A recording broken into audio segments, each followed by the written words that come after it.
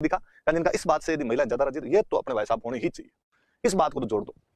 तो एक कारण ये भी कि नमक कानून की वजह से जनता परेशान थी, लेकिन मैं समझ नहीं पाया इस बात को कि कितना कठोर नमक कानून रहा होगा कि देश की जनता पर उसका आर्थिक बोझ इतना भयंकर पड़ा होगा कि देश की जनता त्राहिमाम करने लग गई होगी कि यदि जितने की वस्तु है उसका डबल ट्रिपल भी लगाते होंगे तो भी कितना महंगी वस्तु हो जाती होगी, उससे अधिक तो कई दूसरी चीजों पर टैक्स लगता था।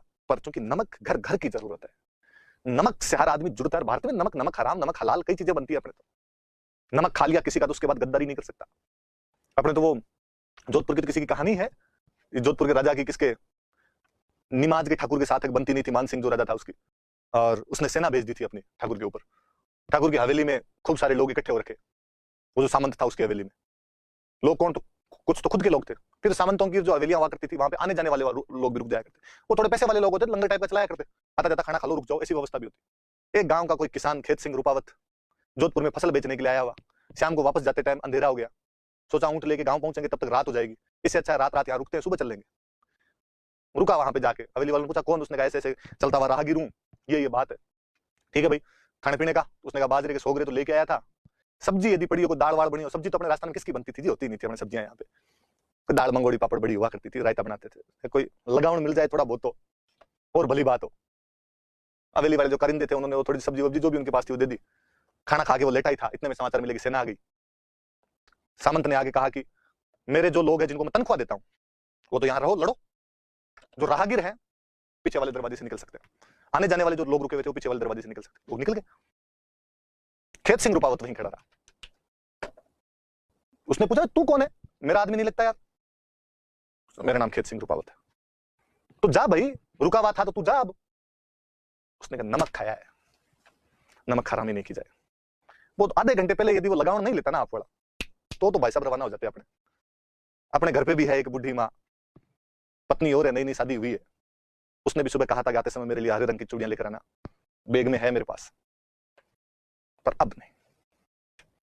लड़ा वो उनके साथ, शहीद हो गया उस युद्ध में, लाश गई घर पे, पत्नी सती हो गई उस लाश के साथ, एक अकेली बुढ़ी मां घर पे बची थी।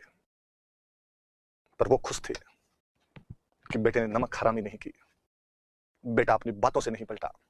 एक राजस्थानी का अच्छा सा दोहा भी है, मेरे दिमाग से निकल रहा है आप तो, कि मां ने हरखी जन्म दे जतरी हरखी आज, कि मां जन्म देते समय जितनी राजी नहीं हुई थी, बच्चा जब पैदा होता तो मां कितनी राजी होगी, उसकी कोख से कोई नया जीवन प्राप्त हुआ है, उसका बेटा आया है, उतनी राजी आज हुई थी। हाँ, सूत मरियो हित देश में हरख्यो बंधु समाज, सूत मतलब बेटा, बेटा मर गया, सूत मरियो हित देश में, देश के हित में बेटा मर गया, हरख्यो बंधु समाज, भाई बंधु राजी होने थे, राजी हुए, लड़ता हुआ मरा है, वीरता से मरियो। पर मां, उसके सीने पे तो क्या गुजरती होगी, पर मां ने हरखी जन्म दे, हरखी मतलब राजी होना, मां जितनी राजी जन्म देते समय नहीं हुई थी, उतनी हरखी आज, उससे ज्यादा आज राजी। इसलिए मैं जब राजस्थान जी के आपको पढ़ाता हूं तब भी मैं कहता हूं कि राजस्थान को यदि वीरों की धरती कहा जाता है तो पुरुषों की वजह से नहीं है। पुरुष तमाम जगह लड़े हैं, ज्यादा लड़ लिए, कहीं कम लड़ लिया, कहीं मर गए, कहीं जिंदा रह गए, कहीं सामने छाती करके लड़ लिए, कहीं पीठ पीछे गोलियां खा ली। तमाम विश्व के अंदर ऐसा हुआ है, मानव सभ्यता ने जहां कहीं जन्म लिया वहां पे पुरुष का काम ही लड़ना रहा है। इतनी वीरता पूर्वक बातें करने वाली महिलाएं केवल और केवल राजस्थान में हुई है। मुझे उस वाक्य से गंभीर आपत्ति है कि राजस्थान वीरों की धरती है। मुझे लगता है इस बात को कहा जाना चाहिए कि राजस्थान वीरांगनाओं की धरती है, या कम से कम इतना तो किया जाए कि वीरांगनाओं तथा वीरों की धरती है। उस पन्नाधा है, उस अमृता देवी बिश्नोई, उन पद्मिनियों, कर्मावतियों, फूल कंवरों, उनके बलिदान को कोई कैसे भुला सकता है। और ये तो वो नाम है जिन्हें हम जानते हैं, खेत सिंह रूपावत की मां की तरह असंख्य महिलाएं जिन्होंने इस रेगिस्तान में और कुछ भी नहीं होता था उस धरती के लिए अपने बेटों को भेज दिया था। कभी इस भारत भूमि की रक्षा करने के लिए सर्वाधिक बलिदान यदि दिए थे तो आपके राजस्थान के लोगों द्वारा दिए गए थे।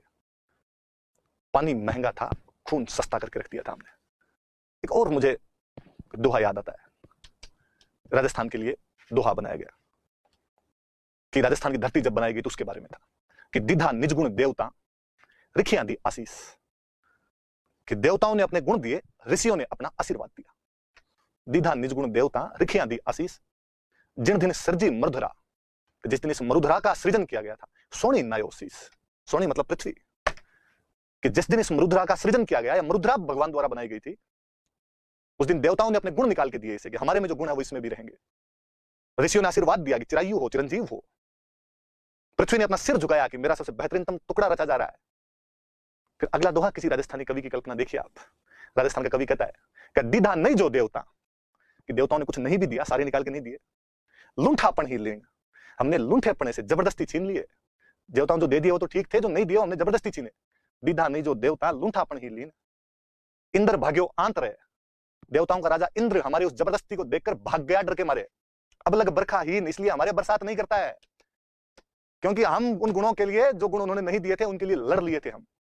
तो नमक वो चीज है साहब कि उस नमक के लिए आदमी कट के मर गया था। उस खेत सिंह रूपावत को आज भी रंग दिए जाते हैं पश्चिमी राजस्थान में। जब भी अमल वगैरह लिया जाता है, हालांकि बैन है, नहीं लिया जाना चाहिए, पर पहले हुआ करता था ऐसा, तो खेत रूपावत ने रंग, उसको रंग दिए जाते थे। यार क्या साधारण आदमी इतने बेहतरीन तरीके से लड़ गया था। चलो अगली बात करते हैं अपने तो।